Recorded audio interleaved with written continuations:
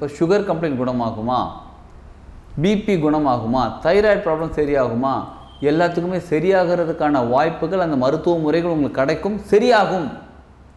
அது எப்படிங்க ஒரு மெடிசனில் என்ன சொல்கிறாங்க வந்து பிபிலாம் சுகர்லாம் சரியாகாது, நாள் ஃபுல்லாக வயசு அதாவது வாழ்நாள் முழுதும் மருந்து மாத்திரை சாப்பிட்டே ஆகணும்னு சொல்கிறாங்களே, எப்படி குணமாகும்?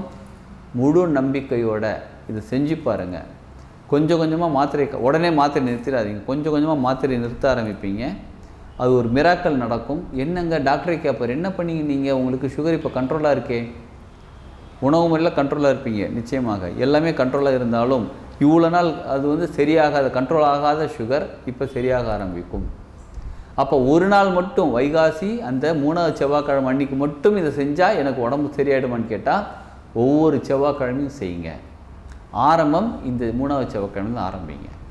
ஒவ்வொரு செவ்வாய்க்கிழமையும் செய்யுங்க. மனம் உருகி மனம் உணர்ந்து முழு சரணாகதியிலிருந்து செய்யுங்க.